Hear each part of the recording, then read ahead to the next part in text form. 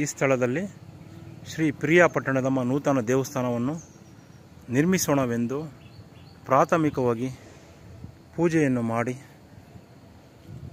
ಉಪಸ್ಥಿತರಿದ್ದಂತಹ ಗ್ರಾಮಸ್ಥರ ಸಮ್ಮುಖದಲ್ಲಿ ಪ್ರಾಥಮಿಕ ಪೂಜೆಯನ್ನು ಮಾಡಿ ನೆರವೇರಿಸುತ್ತಾರೆ.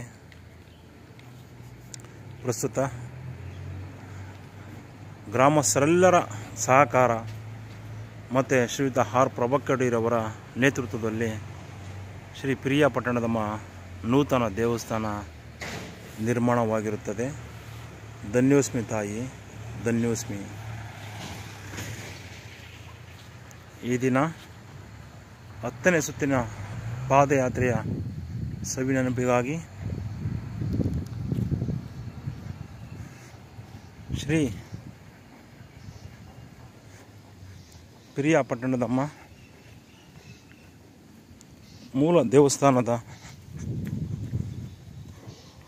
ಆವರಣದಲ್ಲಿ ಅಮ್ಮನವರಿಗೆ ನಮಸ್ಕರಿಸುತ್ತಾ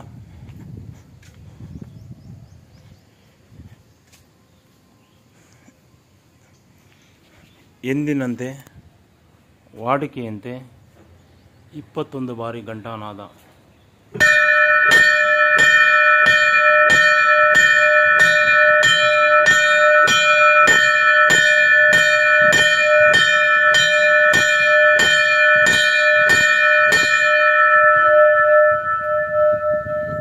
ಧನ್ಯೋಸ್ಮಿ ಮಾತಾ, ಧನ್ಯೋಸ್ಮಿ.